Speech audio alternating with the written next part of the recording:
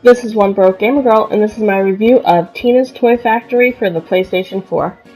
This was another game that I picked up on sale a few weeks ago. There were actually 4 games that I picked up on sale. This game, Baseball Riot, Puzzle Showdown 4K, and Lara Croft Go. I've completed most of these games, and there's a link of my review for Baseball Riot in the description.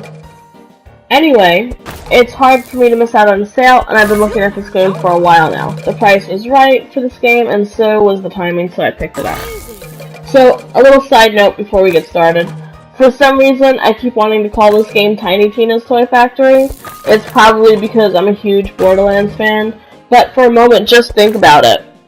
How fun would that actually be? You'd play in this crazy toy factory making these crazy-ass toys that only Tiny Tina could come up with. Of course, most of them would have bombs in them or something else just as deadly, but that's what Tiny Tina does.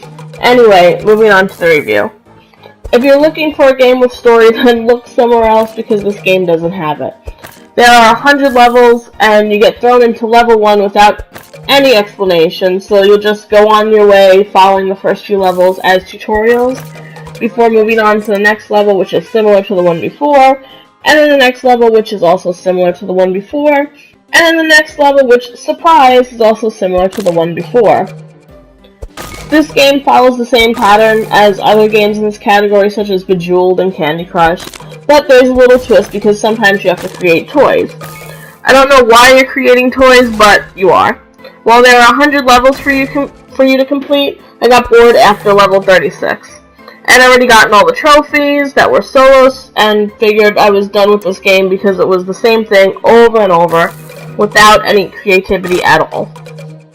There could have been something to make this game stand out. Maybe Tina has a deadline and has to create these toys because if she doesn't, there'll be no more toys ever made again. Anything to keep this game interesting, but it's just not there. The gameplay is simple, and if you've played similar games to this one, you know how to play because they all follow the same mechanics. Match 3 pieces together, score some points, match more than 3 pieces together and get a special piece. The only thing that's different is the toy building, if you can even call it that. The graphics for this game are simple.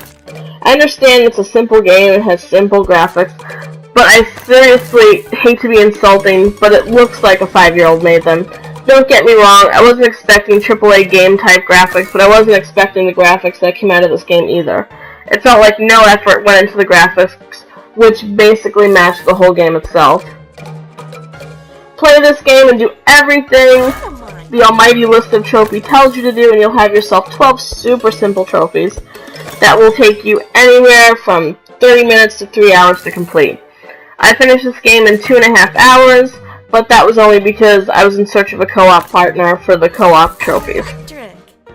While there's no online competitive mode for this game, there is good old-fashioned couch co-op, or you can always use the share play feature.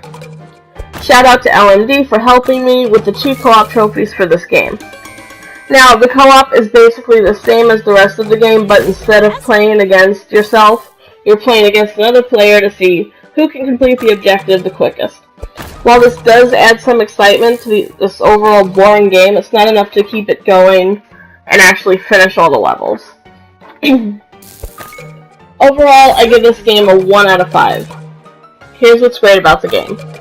I never thought I would say this, but the co-op portion actually made this game a little more fun, even if it was for a short period of time. And now, here's what's not so great about this game. No story, nothing to introduce you to the game, you just jump in and start doing what the game tells you to do. Also, less than halfway through the game, it becomes extremely boring and there's no reason to continue playing, not to mention the boring graphics to go along with this super boring game. So, I've seen this game on sale a lot, and it's not a surprise now to actually know why. Even at $2.99, which is the original price for this game, it's not worth it. It's not even worth what I paid for it, which was well under $1. There's nothing remotely interesting about this game, and it's a complete waste of time. I know it only took 2.5 hours to complete, but that's 2.5 hours I can never get back. Unless you want some easy trophies and don't mind being bored to death, I would recommend staying the hell away from this game.